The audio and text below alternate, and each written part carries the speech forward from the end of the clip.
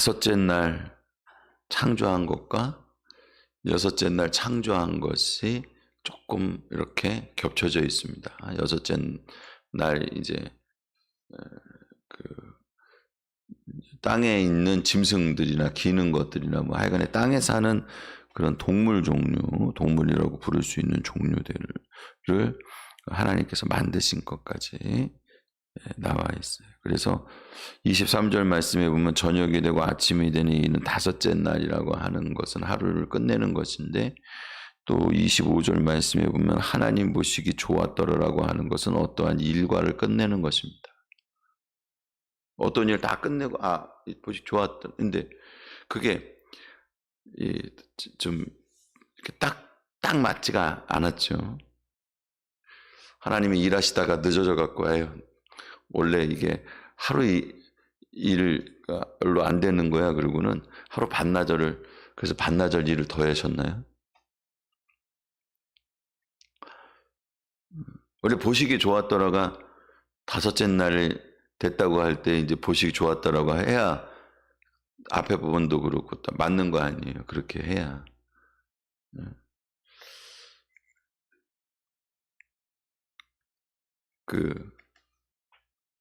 다섯째 날 창조까지는 말씀으로 하셨고, 여섯째 날들에 보면은 가축들도 이렇게 하나님 빚으셨다고 하는 게 물론 이제 지금 1장에 있는 내용은 아니고 2장이나 이렇게 넘어가다 보면 이제 그런 것들을 우리가 유추해 볼 수 있기 때문에 이제 빚어서 만드는 거라 시간이 오래 걸려가지고 다음날 하셨나. 근데 하나님은 능력이 한이 없으신 분이에요. 그게 어떤 실질적이기도 하지만 하나님의 능력이 그거를 만드는데 시간이 없을 만큼 하나님 능력이 없으신 분이 아니에요. 그러니까 하나님은 살아계시고 모든 것들을 그냥 오늘 이 순간 당장이라도 순식간에 다 바꾸고 만들 수 있는 게 하나님이십니다. 그게 뭐냐? 여러분 따라해 보시기 바랍니다. 세상의 주관자는 하나님 한 분이시다. 할렐루야. 그거를 우리에게 말씀해 주는 거예요. 이게 변조 같기도 하고 변칙 같기도 하고 뭔가 그러니까 우리가 생각하는 어떤 체계와 구조 가운데에는 하루가 끝날 때 한 일이 맞춰지고 보기에 좋아야 되고 이렇게 하는 게 완벽한 것 같은데, 근데 하나님 만든 세상은 하나님 마음대로예요. 근데 그 속에는 인간이 생각하는 것과 아니면 인간이 가지고 있는 기준과 다른 하나님의 기준이 있는 거예요. 여러분 생각해 보세요. 이제 식물까지 만들었어요. 그러니까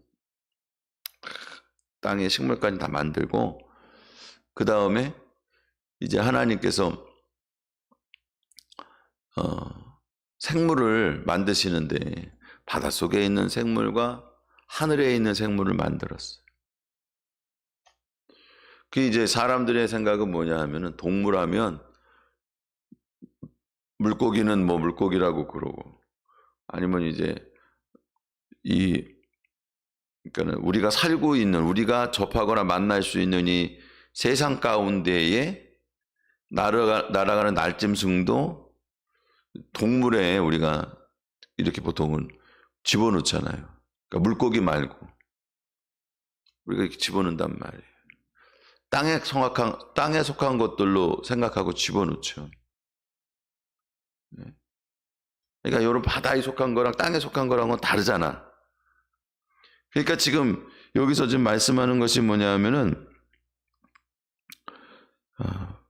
이 바다에 생물이 풍성하게 하라는 거예요. 바다. 근데 여러분 바다를 하나님 만드실 때에 땅 아래의 물과 땅 위의 물로 만드셨잖아요. 궁창. 바다라니까 좀 여러분이 헷갈리시죠. 궁창. 그리고 물 속에 사는 거, 물 속에. 그런데 하나님이 보실 때에는 하나님의 기준이에요, 이거는. 그러니까 물 속에 사는 것도 만든 거야. 다섯째 날. 근데 여러분 그것도 아무 의미가 없어요. 왜냐하면 하나님께서 만드시는 그 동물의 세계가 끝나는 건 6째 날 끝난단 말이에요. 보기가 좋았다. 분명히 하나님은 하나님의 기준이 있고 하나님의 원리가 있고 하나님의 규칙이 있지만 그것은 인간이 생각하거나 인간이 파악할 수 있는 것 위에 있다고 하는 걸 말씀해 주고 있는 거예요.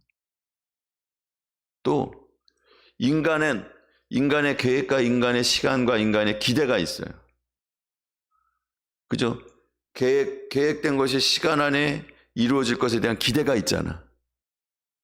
인간의 시간과 인간의 또 인간의 계획과 인간의 시간과 인간의 기대가 이게 인간에게 맞춰져 있기 때문에 실망하는 거예요. 이게 보기에 좋은 일들이 우리가 생각하는 그때의 해질녘에 이루어지지 않아도 하나님은 하나님의 뜻과 하나님의 섭리 가운데 하나님의 계획하신 일들을 이루셔서 하나님의 일들을 완성하시는 것을 기억하시기 바랍니다. 우리 기다려야 돼. 어쩔 수 없어요. 이거는 우리가 하나님의 어떤 체계와 하나님의 모든 그 세상을 이해하시고 바라보시고 또한 창조하실 때 계획하셨던 것에 대해서 알 수 없다. 다 파악할 수 없다. 우리가 물론 알기는 합니다. 하나님이 보여준 것만큼 아는 거예요. 그러니까 여러분 앞날을 내가 상상하거나 내가 판단하지 마세요. 하나님께서는요 좋고 나쁜 일들을 인생에 번갈아 주심으로 말미암아 어떻게 한다 그래요? 사람이 미래를 알거나 그러니까 알 수는 없지. 미래를 예단할 수 없도록 만들어 주었다는 거예요. 그건 사람에게 주어진 일이 아니에요.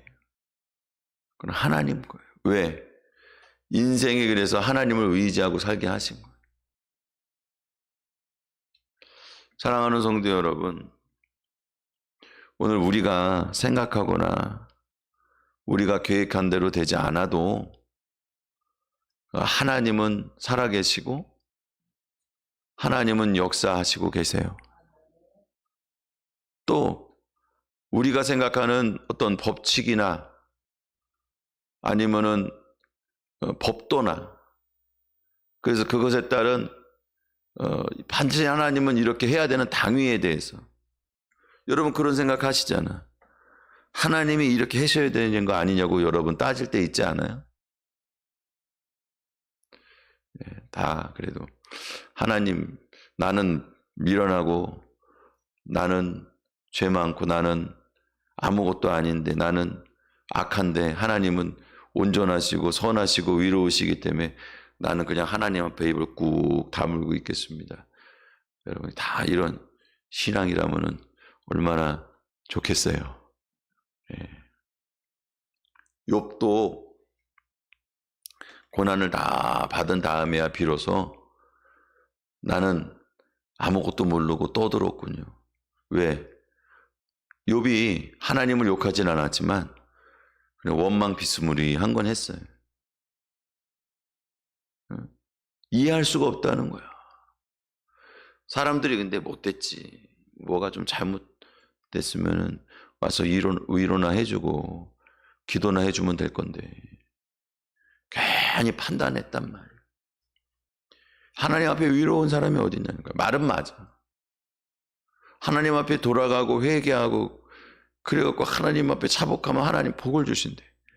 그 말도 맞아. 근데 죄인이 죄인한테 할 얘기는 아니란 말이야. 욥이 다른 사람보다 더 죄졌냐? 그건 아니에요. 그렇기 때문에 다른 사람이 욥에게 그것을 자기는 욥만큼 죄를 짓지 않았기 때문에 너 혹시 숨은 죄가 있는 거 아니냐는 얘기야. 그걸 또 대놓고 또 얘기도 해요. 정 못 알아들으니까 욥이. 숨겨놓은 죄 하나님 앞에 숨길 수 없어. 야, 너 그러니까 자기네들은 숨긴 죄가 있다는 얘기 없다는 얘기. 현재로서는 없다는 얘기지. 왜? 욥과 같은 고난 안 당했잖아. 그러니 하나님께서 참자 못 참으셔갖고 너한테 야 이 정도 했으면은 너는 꼬꼬라지고 회개하고 돌아와갖고 넌 잘못했다고 얘기해야지 말. 욥이 암만 생각해봐도 그건 아니거든. 내가 위인이란 얘기는 아니지만 난 너희들보다 내가 잘못해갖고 욥 세 친구가 그렇게 그냥 집요하게 그랬어요. 그러니까 너희들보다 잘못해갖고 내가 이렇게 있는 거 아니야. 그리고는 얘기를 하다 보니까 참 어찌 하다 보니까 하나님에 대해서 원망피스듯하게 된 것이 그 상황이 그렇게 됐어요.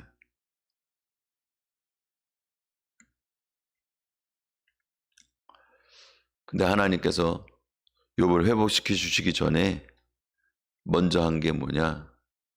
욥에게 너는 인간이고 너는 죄인이고 나는 하나님이고 내가 하는 일에 대해 네가 아냐? 내가 창조하면서 지금까지 세상을 이렇게 섭리하고 이끌어가고 내 은혜 가운데 모든 것이 살고 있는데 너 이거 왜 이렇게 되는 줄 알아? 여러 가지니까는 뭐 타조는 왜 그렇게 하냐, 뭐는 왜 그렇게 하냐, 쭉 말씀하시는데 대답할 수가 없어.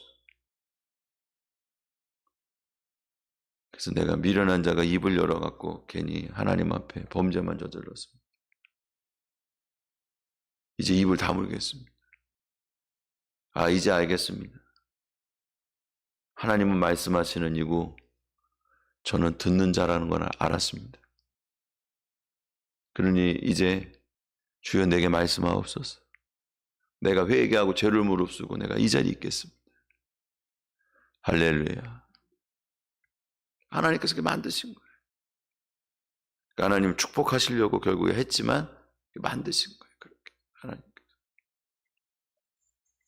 욥은 외인인데 고난을 엄청 받아가지고 그래가지고 하나님께서 욥에게 정말 야, 너 고생했다. 그리고 상을 줬냐? 그거 아니에요. 욥도 죄인이에요. 욥도 하나님의 긍휼이 필요하고 하나님 앞에 배워야 될 사람들이 똑같이. 다만 욥은 믿음이 더 좋았기 때문에 하나님께서 조금 더 센 방법으로 그러니까 하나님은 우리를 직접 시험하시도 아니하시지만 그러나 어떤 시험과 같은 것들로 우리가 받아들일 때에는 어떻게 한대요? 견딜 힘도 주시고 안 되면 피할 길도 주신대잖아. 거꾸로 얘기하면 견딜만 한 거 준 거예요. 욥에게. 욥이 이거는 견디고 신앙으로 이길 수 있으니까. 그러면 그 뒤에는 엄청난 복이 있지. 사랑하는 성도 여러분, 하나님의 마음을 알아야 돼요. 우리는 하나님이 가지고 있는 계획과 섭리와 방법을 몰라요. 인생은 그런 거야. 어떻게 해, 그냥. 하나님 하시는 대로 그냥 살아야지, 어떻게. 또, 사람은 하나님이 짜놓은 시간표를 몰라요. 내가 생각했을 때는 이게 오늘은 이루어져야 되는데. 이건 죽었어, 이제. 이거 내일 되면 죽어. 근데 내일까지 가는 거예요. 몰라요. 어떻게 해. 그런데 이제 23절 말씀을 보세요. 뭐라고 그래요? 25절 말씀에, 죄송합니다. 22절 말씀을 보세요. 자, 우리 같이 보죠. 시작. 하나님이 그들에게 복을 주시며 이르시되 생육하고 번성하여 여러 바닷가에 충만하라. 새들도 땅에 번성하여 하시니라. 아멘, 아멘, 할렐루야, 아멘. 하나님 복을 주시는 거예요. 다 복을 주시는 거예요. 하나님이 복되게 하신 세상에 여러분, 하나님께서는 우리에게 복을 주시는 거예요. 내가 지금 몰라서 그렇지. 하나님의 의도와 계획을 모르고 하나님의 시간표를 몰라서 그래서 인생에 진짜 우리가 자꾸 이런 얘기를 하면 제가 옛날부터 어려서부터 듣던 얘기예요. 우리 부모님이 그런 얘기 많이 하거든요. 야, 똥줄 타게 그렇게 하지 말고 미리미리 좀 해. 그러고 말이죠. 그 생각이 나 지금. 그 말이 막 생각이 나. 우리는 그렇게 그냥 안달복달 죽게 생겼는데 여러분 기도하실 때도 그럴 때가 있잖아요. 하나님 앞에 그냥 나 죽는다고 살려달라고 팔부둥치고 매달려 기도해도 속도 시원하지도 않고 하나님은 응답해 주지도 않고 어떻게 해주시겠다는 약속도 없고 침묵하고 계실 때 그때 필요한 게 뭐다? 믿음이다. 하나님 살아계시고 하나님은 우리에게 특별한 계획을 갖고 계시고 하나님의 시간이 되면 반드시 복이 임할 거다. 그런 믿음으로 하나님 또 믿고 의지하고 또 신뢰하고 가는 거예요. 그게 신앙이다. 그래서 여러분 그런 믿음으로 승리하시기를 축원합니다.